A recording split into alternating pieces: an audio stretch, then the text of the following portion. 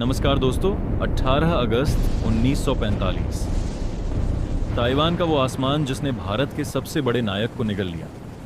क्या नेताजी वाकई उस क्रैश में मारे गए थे या यह दुनिया का सबसे बड़ा झूठ था? क्या गुमनामी बाबा ही असल में सुभाष चंद्र बोस थे? आज हिस्ट्री मिस्ट्री में हम उन फाइलों को खोलेंगे जिन्हें दशकों तक दबाकर रखा गया। सच जानकर आप दंग रह जाएंगे। 18 अगस्त 1945, एक तारीख जिसने भारत के सबसे बड़े नायक को इतिहास के पन्नों में एक रहस्य बना दिया।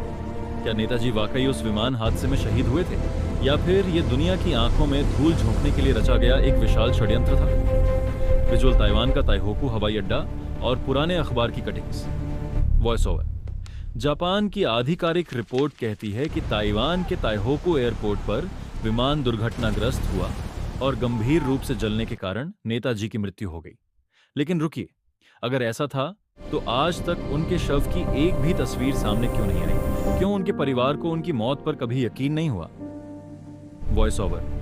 मिस्ट्री हिस्ट्री के दर्शकों, असली खेल तो यहां शुरू होता है। कई इतिहासकारों का मानना है कि नेताजी उस दिन मरे ही नहीं थे।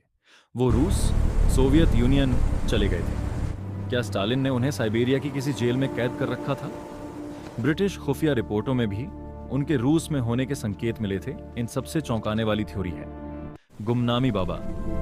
उत्तर प्रदेश के फैजाबाद में रहने वाला एक रहस्यमयी साधु जो कभी अपना चेहरा नहीं दिखाता था।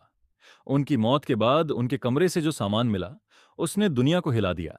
नेताजी के परिवार की तस्वीरें, विदेशी सिगार और आजाद हिंद फौज से जुद्धे गोपनीय दस्तावेज।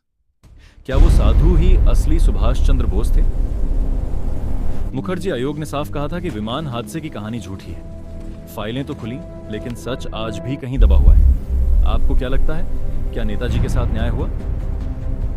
अपनी राय कमेंट में जरूर बताएं। भारत के ऐसे ही अनसुलझे रहस्यों को जानने के लिए मिस्ट्री हिस्ट्री को सब्सक्राइब करें।